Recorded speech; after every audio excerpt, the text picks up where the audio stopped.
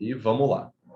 Bom, vamos começar. Hoje o assunto é pronúncia e o que a gente pode fazer para melhorar a nossa pronúncia sem ficar se matando. Então, eu separei 3 pontos essenciais para você que está querendo realmente dar um upgrade aí na sua pronúncia e não sabe por onde começar. Então, vamos lá. Para começar, para quem está me acompanhando pelo YouTube, eu vou compartilhar minha tela e abrir aqui a nossa apresentação. Como vocês podem ver, eu faço tudo pelo Canvas, tá? Porque o Canvas aqui é o meu grande aliado. Então, vamos lá. Como melhorar a sua pronúncia? 3 técnicas que vão ajudar para você, a te ajudar bastante. A primeira coisa que a gente tem que entender quando a gente pensa em pronúncia é isso aqui. Nem todas as letras têm som. Isso é muito importante a gente entender. Porque quando você lê a coisa, as letras ali na nossa frente, em português, geralmente a gente quer dar uma representação de som para cada letrinha. Então, a gente está lá na escola, a gente bate o olho e vê, opa, B mais A, Bá. Bá mais Bá, Babá. E assim vai. Em inglês, isso não acontece, não funciona. Se você decorar todo o alfabeto, lindo e maravilhoso, e querer juntar os sons, você não vai conseguir pronunciar as palavras. Esse é um aspecto onde o inglês é um pouquinho mais complicado que o português. Então, a gente precisa acostumar. Então, a primeira coisa que a gente tem que fazer é aceitar lá no nosso coração que nem todas as letras vão ter som. E eu trouxe aqui alguns exemplos para vocês. O primeiro exemplo é esse aqui. Primeira definição, né? Silent letters são letras mudas que são escritas, mas elas não são pronunciadas, elas não possuem som. E olha só que maravilha. Esses aqui são os exemplos que eu trouxe. Se você está vendo pelo Instagram, provavelmente você não vai conseguir ver o slide, mas depois vai lá no meu canal no YouTube que você vai conseguir ver cada um dos slides bonitinho. Então, vamos lá. Olha que exemplo interessante. A palavra castle, que é castelo em inglês. Castle, a letra T nessa palavra é totalmente muda. Entenda isso. Pelo amor de Deus, aceita aí no seu coraçãozinho. Não é que você vai tentar falar de um jeito sutil. Não é que você vai pronunciar de uma forma. Não. Não tem som. Essa palavra não tem, essa letrinha é 100% muda, não tem som nenhum. Então a gente não vai ler castle como está escrito, a gente vai ler castle. E isso é uma das razões pelas quais quando a gente está falando com um estrangeiro, ouvindo lá um gringo numa série, a gente não entende. A gente pode até conhecer a palavra castle, mas de jeito nenhum você vai reconhecer o som dessa palavra. Por quê? A nossa expectativa é que quando essa palavra apareça no mundo, ela venha com uma representação sonora para esse T. E, cara, esquece, não vai rolar, esquece esse negócio. A segunda palavra que eu separei aqui como exemplo é a palavra know, de conhecer, não a palavra know de não, tá? Embora elas tenham o mesmo som. I don't know. Eu não sei. Poxa, mas esse K? Esse K tá aí de enfeite. Ele não vai ter som nenhum. Absolutamente nenhum. A gente pode até dizer que nessa palavra específica, a função dele é a gente não pronunciar a palavra now, como agora. Se você olhar no slide, tá lá, eu coloquei bem destacado o K. No. Novamente, a gente escreve essa letra, mas não tem nenhum som. O José acabou de colocar aqui um exemplo legal no Instagram. Muscle é outra palavra onde a letra C é totalmente muda. A gente não vai, a gente escreve muscle, mas a gente lê muscle. E isso gera muita confusão, tanto na hora de entender quanto na hora de pronunciar. Eu separei aqui mais 3 exemplos. Ghost, fantasma. Não tem, o H é totalmente mudo. Coitado da gata aí de enfeite. A próxima palavra também é muito utilizada, é muito comum, que é answer. Olha que interessante. Answer. O W não tem som nenhum. Entenda, a parte mais difícil do que eu estou mostrando para vocês não é você olhar e falar, tudo bem, não tem som nenhum. É na hora que você vai falar, você aceitar que aquela palavra não tem nenhum som. Porque geralmente a gente tenta dar uma enganada, faz uma gambiarra lá para tentar colocar um som no W, que a gente sente falta. É como se você estivesse traindo aquela letra que foi escrita. Você fala, poxa, mas será que ele vai entender que é answer? eu tenho que mostrar para o coitado do estrangeiro, né, para a pessoa com quem eu estou conversando, que tem um W. Gente, todo mundo sabe, não precisa. É mudo. E a última que eu separei, que causa muita divergência, é that, débito. Se você está vendo aqui, acompanhando no meu slide, ela está bem grandinha aqui, ó. That. O B é mudo. Eu não vou produzir nenhum som para essa letra. Ela é totalmente muda, 100%. Não é mais ou menos, eu vou dar um jeitinho, zero. That. Então, essa é a primeira coisa que a gente tem que se familiarizar. E aí você deve estar se perguntando, como é que eu acho essas palavras? Quando eu vou saber que é muda? Quando não vou saber que é muda? Então, deixa eu te dar uma triste notícia. Você não vai. Através do estudo, e no final dessa aula eu vou te passar uma técnica para você reconhecer isso, através da percepção, convívio com o idioma, você vai notando. Poxa, essa palavra é muda. Tem uma lista enorme de algumas palavras que tem uma letra muda e que, se você quiser, você pode estudar através dela. Eu vou deixar o link, eu achei um site muito legal, que eu gosto bastante, e ele tem lá uma lista enorme de várias palavras que têm letras totalmente mudas lá ali, embutidas no meio dela. É bem interessante. Mas a forma mais orgânica de você entender essa estrutura é realmente se concentrando na observação. Observação cotidiana, observação constante e observação em lugares bem diferentes. Uma hora você vai ver isso numa série, outra hora você vai perceber isso em uma música, outra hora conversando com uma pessoa. Ok? Então, essa é a primeira parte da nossa estrutura, para melhorar um pouco a sua pronúncia. Só de você perceber e aceitar que algumas letras são mudas, a sua pronúncia ela já vai melhorar bastante. A próxima coisa que eu quero trazer para vocês é essa aqui. Você precisa separar e reconhecer as sílabas. É igual ao português? Não. É simplesinho? Não. Dá para usar? Muito. Como? Eu separei aqui esses exemplos. Eu peguei as mesmas palavras lá atrás e coloquei desta forma. Aproveitei também para mostrar para vocês como você pode criar uma escrita fonética pessoal para que você consiga reconhecer um pouco melhor as diferenças entre alguns sons. Existe sim o IPA, que é o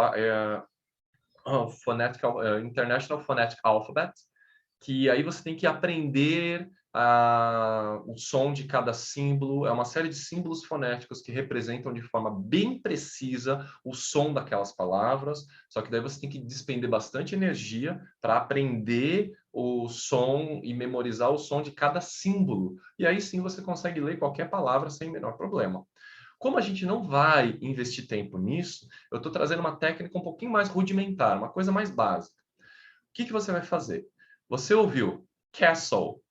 Quantos sons você está ouvindo? Castle. São 2. Então, você vai escrever como se fosse em português. Essa técnica serve para você que está no nível básico, pré-intermediário e ainda tem dificuldade com algumas palavras. Se você já está em um nível avançado, isso aqui é muito básico para você. Por quê? Porque tem alguns sons que a gente não tem em português, que você precisa aprender a produzir em inglês, que já fazem parte desse nível mais avançado. Porém, vamos voltar para onde a gente está nesse momento de descobrir os fundamentos de uma boa pronúncia. Então, olha só, eu dividi essa primeira palavra, castle, em 2 partes. Castle. Para ter certeza que eu ia entender qual que é a sílaba tônica, eu escrevo em letra maiúscula, aonde eu tenho que dar uma ênfase. Castle. Castle. Você vai ver que eu escrevi com K. K-E, depois eu pus um tracinho, coloquei 2 S-O-L. Nossa, mas que escrita estranha. Sim, só que quando eu leio isso, eu não tenho dúvida do som que eu tenho que produzir. Não tem que ficar bonito, tem que ficar eficiente. Depois eu já vou mostrar para vocês como é que a gente sabe se está funcionando ou não. Na sequência, eu peguei a palavra no. Como que eu crio uma anotação para isso? Olha aí, eu coloquei um N-O-L, no. No. Quando eu ouço isso, eu não vou ler no, porque eu não pus um acento. No. Na sequência, eu peguei uma outra palavra que é o ghost. Ghost. Você viu que eu falo ela num sopro só. ghost. E aí, o que eu preciso? Eu preciso pensar em uma coisa. Qual é o som que é mais forte, que é o ghost, lá no começo? E como é que eu faço para não esquecer desse sonzinho de T, bem sutil no final? A ghost, você vê que não é ghosty. Não, ele não tem um som de vogal, é um som de T, bem sutil. Ghost. Na sequência, a gente tem aqui o answer. Essa daqui, eu fiz uma anotação extra. Answer. Answer. Olha que interessante. Nessa palavra, eu separei em duas partes, and, sir. E para fazer a anotação correta desse som de sir, eu dei duas opções.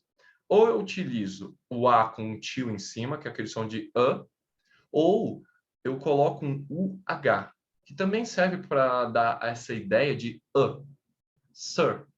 E esse som é extremamente recorrente em inglês. Ele acontece com muita frequência em várias palavras. Por exemplo, awareness, arrive, é um som de A. Ele não é um som de A aberto. E também não é um som totalmente fechado. Ele está ali no meio. É um som que a gente tem que aprender a utilizar ele dentro da pronúncia correta das palavras.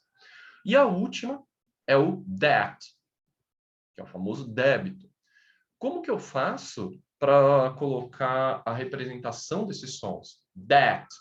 É praticamente um som só, né? That.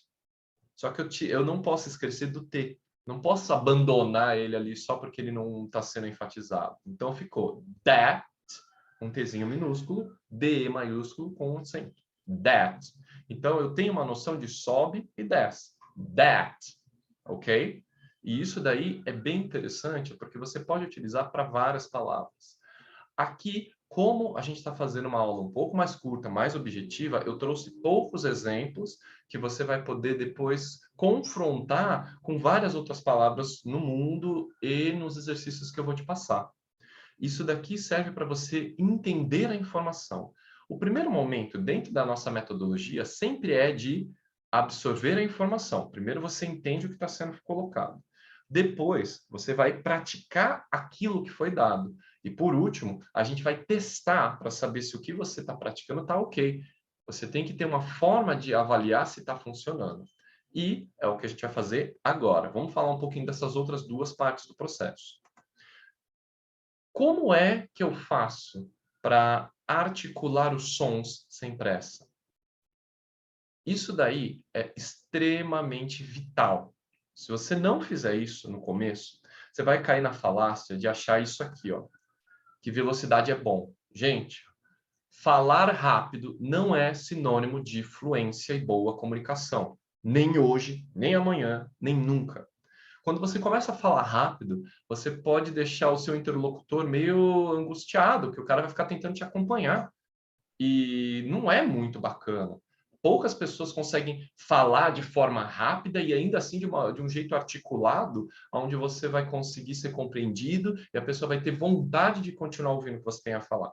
Então, muito cuidado. Falar rápido não é sinônimo de fluência e boa comunicação, nem hoje, nem nunca. O que a gente está buscando aqui é uma fluidez das ideias, é uma comunicação eficiente, onde a pessoa consiga entender o que você está falando. Então, o que a gente vai fazer? Como é que eu posso praticar esse negócio sozinho?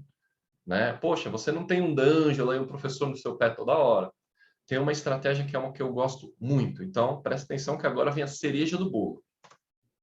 Ó, uma ótima prática é ouvir textos curtos e depois você se gravar lendo o mesmo texto enquanto articula as palavras ao máximo, para comparar depois com o original.